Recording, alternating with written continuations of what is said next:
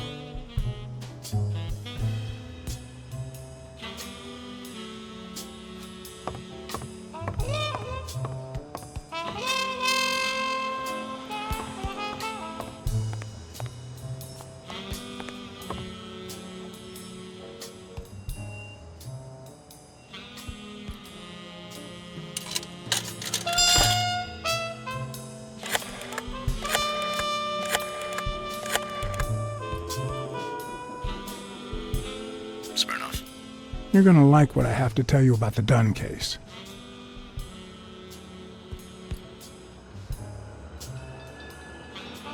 Dunn and the gym's cleaning lady were about to get married. Great. Call What's News. They'll know what to do with such an incredibly interesting piece of information. The combination on Dunn's safe was her birthday. He even gave her a ring. You know, your typical suicidal bliss. Okay, I'm still not convinced. But I might have something for you.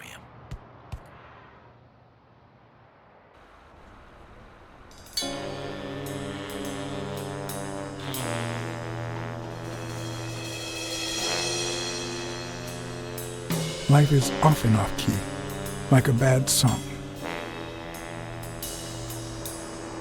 The notes come together but feel flat, unable to create anything resembling music. And yet, there are ways to string them together to create harmony. ways that are not always entirely in our hands.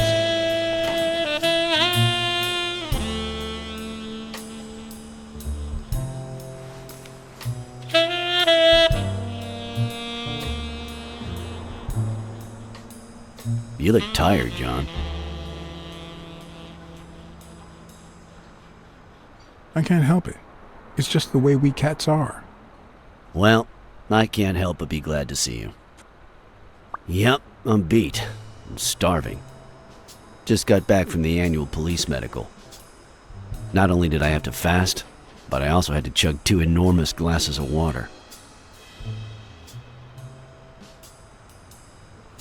John, you all right? I've had better days, and I'll have them again, I hope. We both deserve to.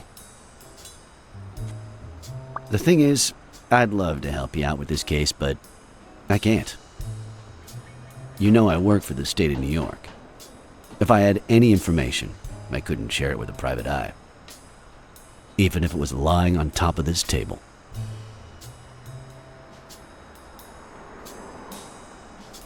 You said you were starving. Why don't you go to the counter and order something? Yeah, sure, good idea. If you'll excuse me.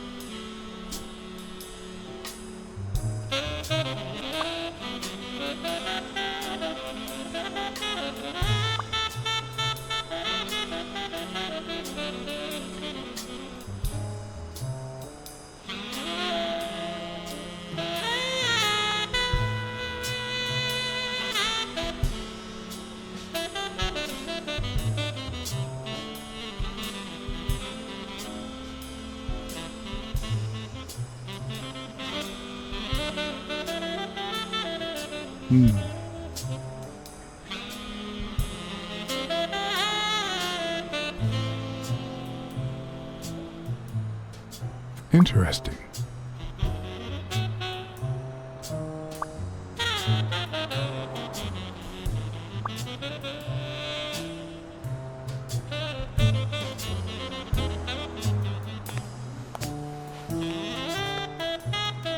Now that I think of it, I better eat at home. It's healthier. Thanks. Truth is, John, it all seemed clear to me before, but now? Please, promise me you won't take the law into your own hands.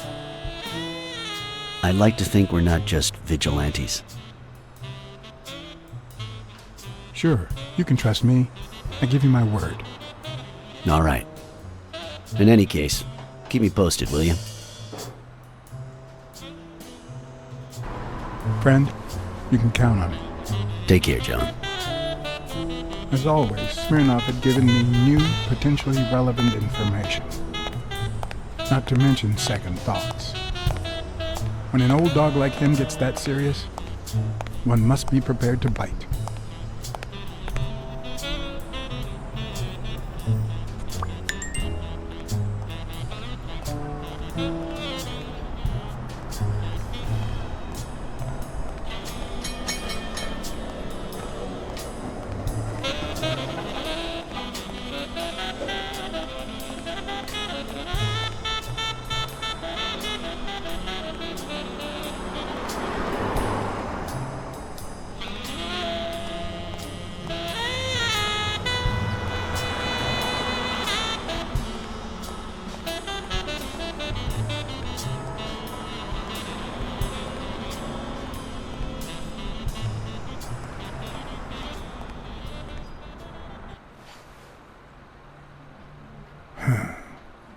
I know you're hiding something. What?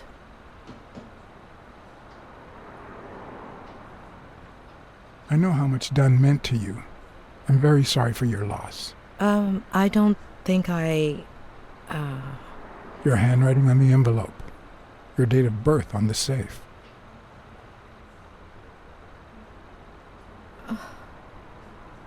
My goodness. I can't talk here. My shift is over in 10 minutes. Can you wait a while? Can I get a refill over here, Mary? Coming right up.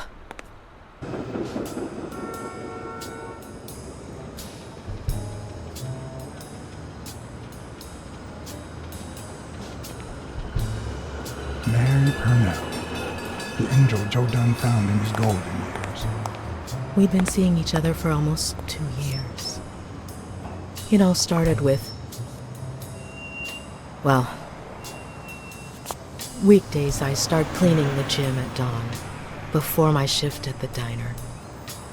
Joey always came in early, just a little after I got there.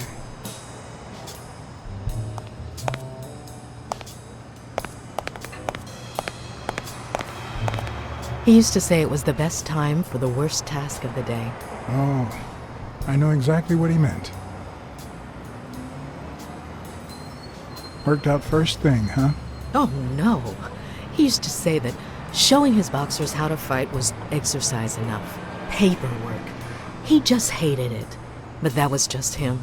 Instead of putting off the things he couldn't stand, he did them as soon as possible.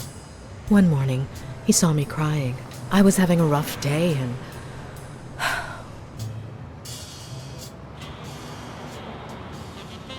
He tried to make you smile. He pointed at the coffee machine. You need a cup of joe and some fresh air. That was the first of many cups on the rooftop.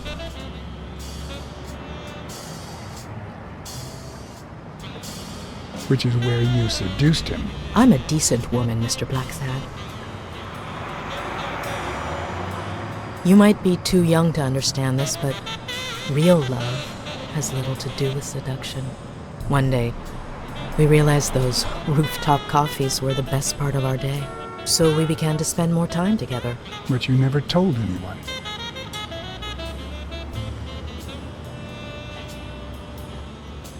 Why did you keep it secret? For Sonia's sake. She and Joey drifted apart after her mother's death.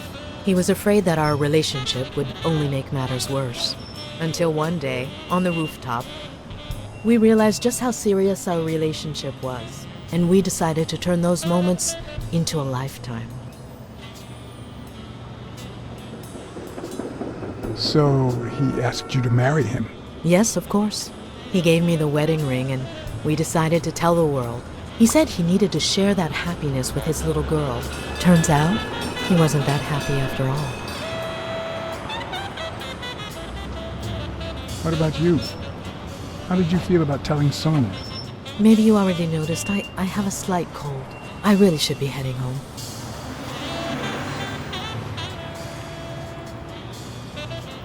Maybe you should cover your neck. I lost my scarf a while back, not sure where. And now, if you'll excuse me, that's my bus stop. A pleasure to speak with you, Mr. Blacksad.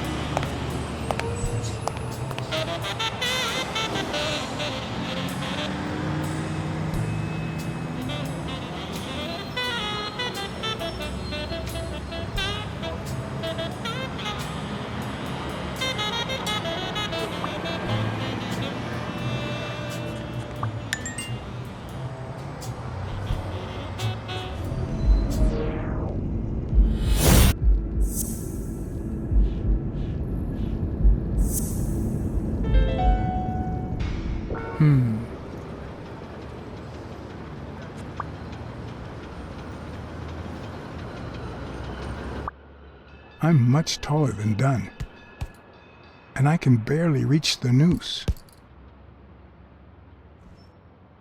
There's no way Dunn hanged himself. Not on his own, at least.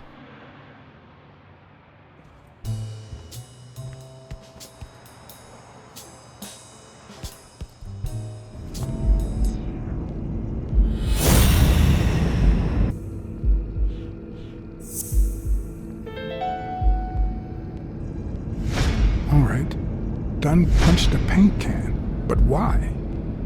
Wasn't he calm and composed?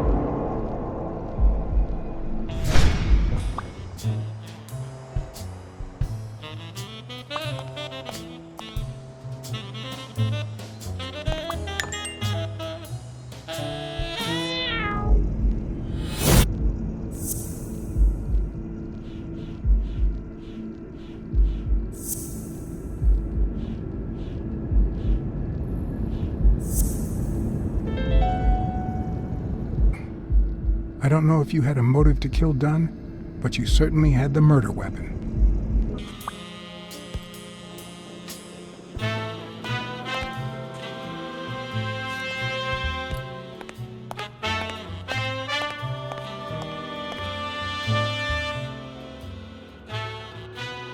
Okay, Jake.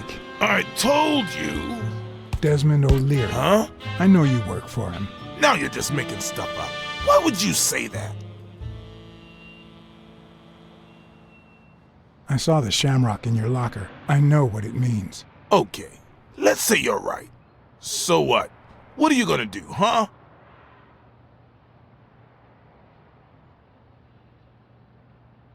I'm a detective. What do you think I'll do?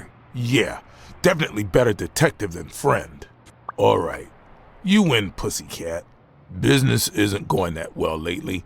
Natalia was my last well-paying job, and it's been a while. Then O'Leary shows up and offers me a bodyguard contract. What was I supposed to do? You could have said no. Yeah, like you never take, shady business.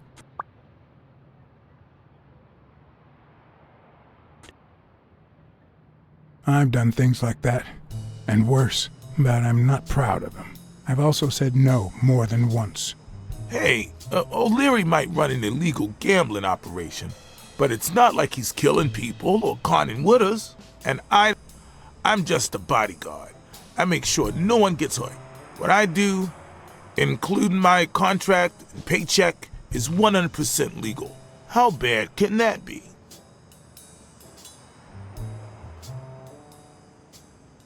O'Leary pays you with dirty money, and you're part of a criminal organization. There's no two ways about it. But that's not what bothers me.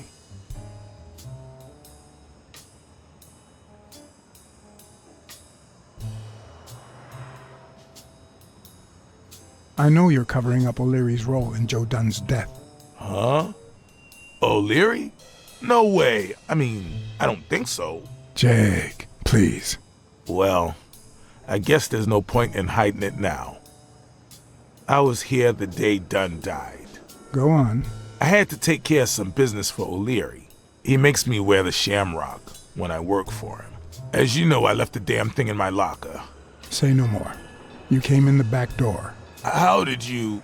Yeah, that's it. Joe had mentioned he'd been painting that afternoon, but I forgot.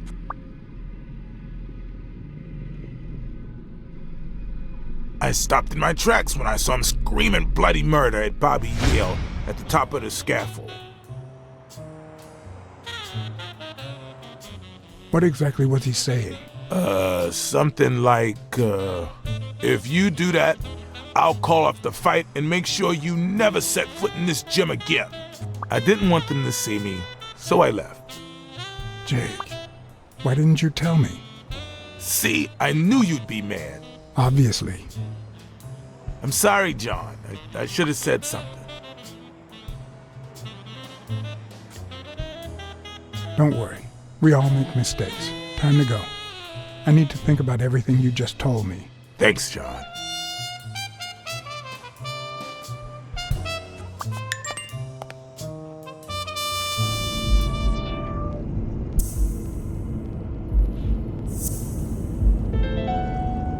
Christ. Did Yale kill Dunn just because he wanted to call off the fight?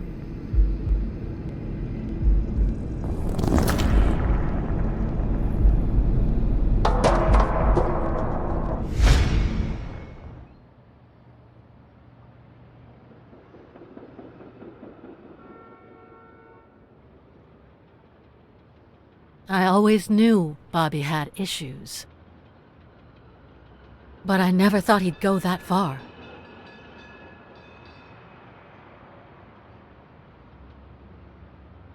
Everything seems to point in that direction. I'm certain of it. But he could have been framed, couldn't he?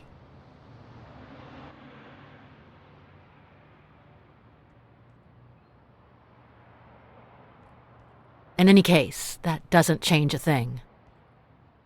It does, actually. Now we know he didn't kill himself. My father's still dead, and you still haven't found Bobby Yale. Nothing has changed. Opening the safe and finding my father's will won't help us achieve anything. So please hurry. Time's wasting.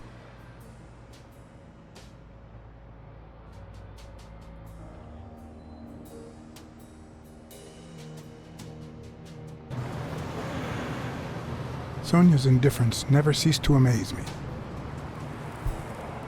But most importantly, why was she suddenly defending Yale?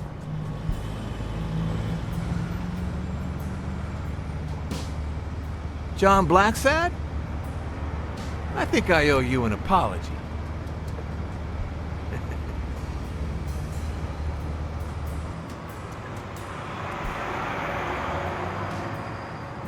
Apology accepted. But what exactly are you apologizing for? Listen, I don't think my fellow workers treated you with the respect you deserve. I'm so sorry they wrinkled your suit. The thing is, they didn't know we shared a common goal. Bobby Yale. I want to find him and get to the bottom of this as much as you do, Mr. Blacksad. So please, kindly accept my invitation. Why not share our findings? Come on.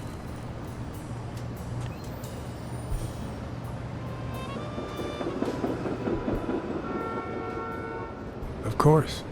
You don't mind me riding in this fancy car with a wrinkled suit, do you? Aw, I think you look mighty dapper, Mr. Blacksad. Although if those wrinkles were to rub off on me...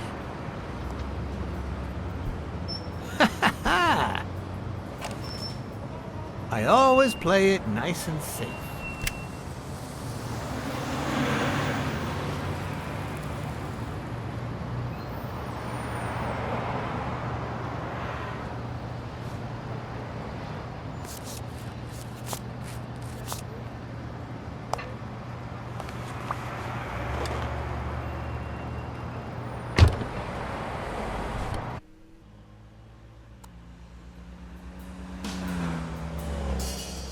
Thank you, Blacksad. You won't regret this. So let's cut to the chase. I need Bobby Yale to fight Stone. There's just too much money at stake. So, I'm offering you my help to find Yale. Let's work together.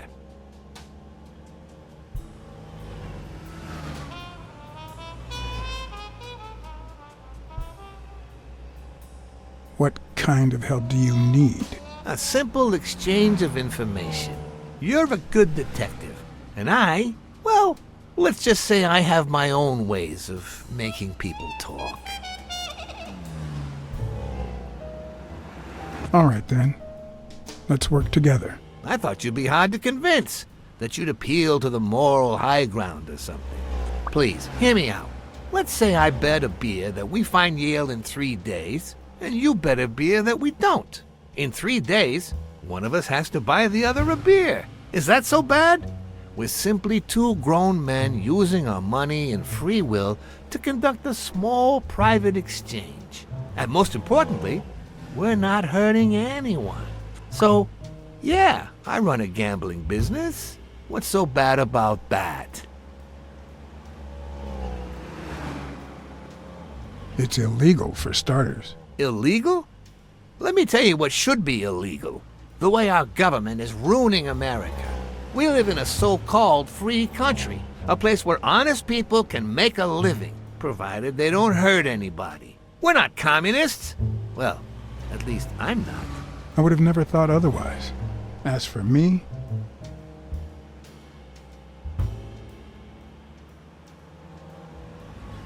I'm not either. Ha! Well then, you see, we're all among friends. In any case, that's not my point. The government betrays our nation's values by passing communist laws that forbid an honest man like me to make a living without hurting a soul. And that, Mr. Blacksad, is just wrong. I'd even say it's unconstitutional. Do you get my point now?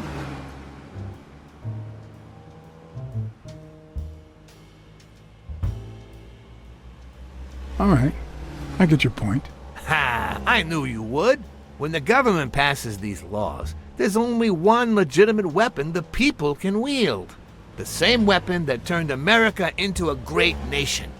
Civil disobedience. So, as the proud American that I am, it's my duty to disobey.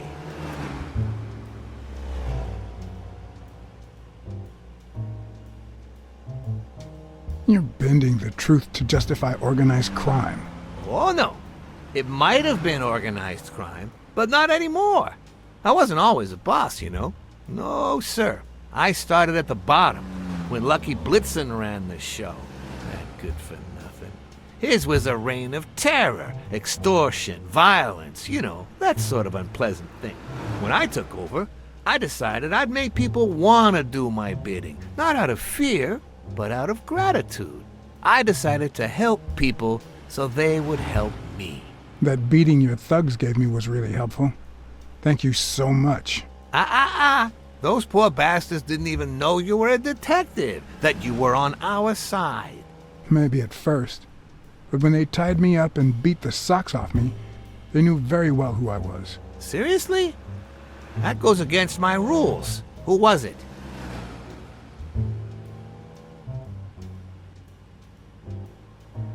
It was just Wilson. That bastard. Don't you worry. I will have a serious talk with him. I cannot tolerate this behavior. Please accept my apologies, Mr. Blacksad. As I said before, I like to help people so I can count on their gratitude. That applies to fellow partners like police or, in this case, a detective. I won't deny this business has its fair amount of violence, extortion, and casualties, but I'd rather leave that to my enemies. And you are not my enemy. And, it looks like we're here. I told you I'm on your side. Go ahead, search the place. I'll wait down here. When you're done, you can honor our arrangement and share your findings with me. Or not. It's your call, Mr. Blacksad. I'll make sure you're suitably compensated. Wilson, come here.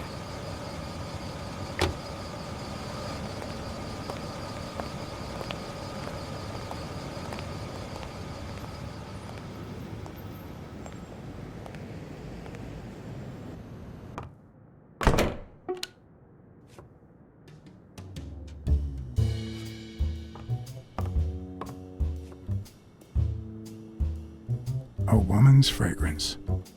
Almost angelical.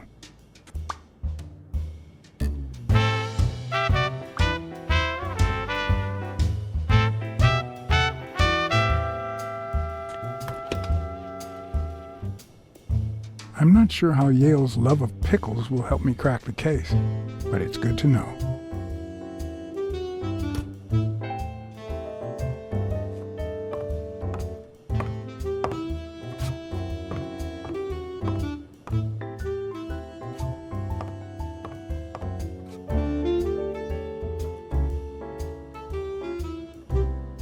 The worst thing about O'Leary's boys dropping by isn't the beating, but the fact that I can't tell what's theirs and what's Yale's. Can't say this is the ideal drink for an athlete. Then again, it could be your classic bookie thug lunch.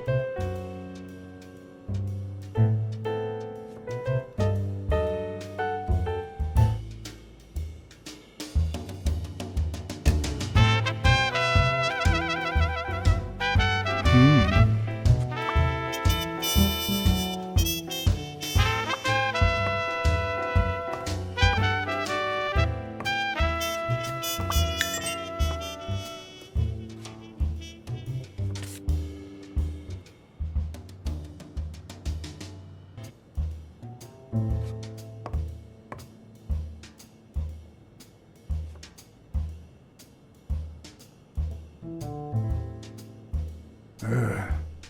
17th century French fables. Mayor must be one boring old lady.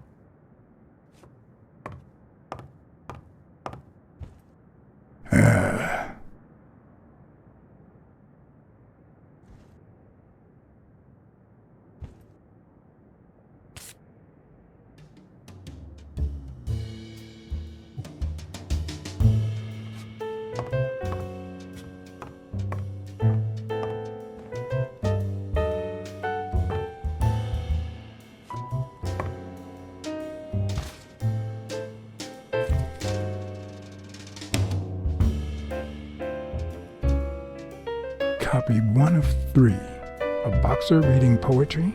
Wait a minute. I remember a boxer poet that disappeared a couple of years ago. His name was Avenarius.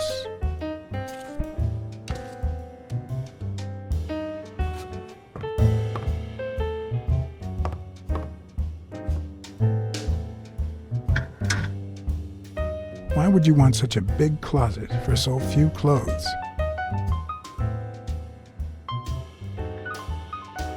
Unless someone emptied it recently.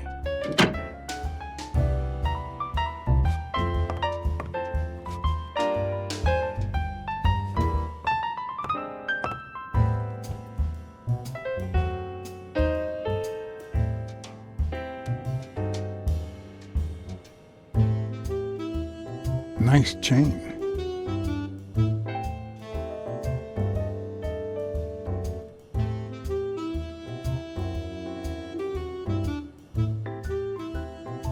So, you like your mob stories, don't you, Bobby?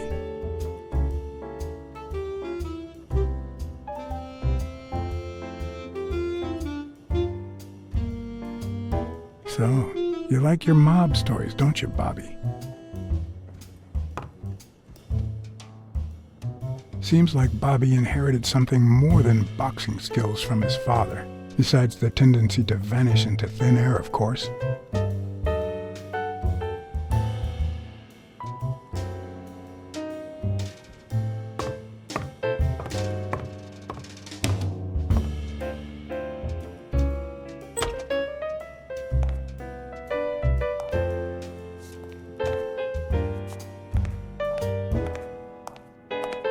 Judging by the general state of the apartment, they were leading a quiet life.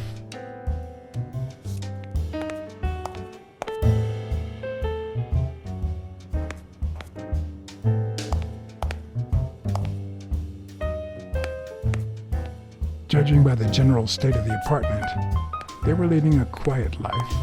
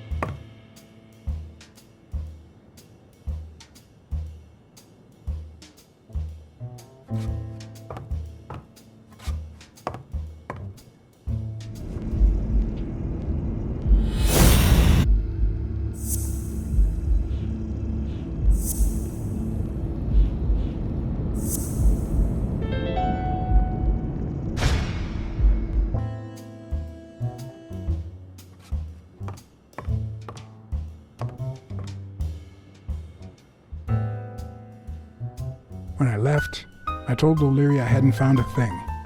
The minute I was alone, I left for Mary's. But before all that,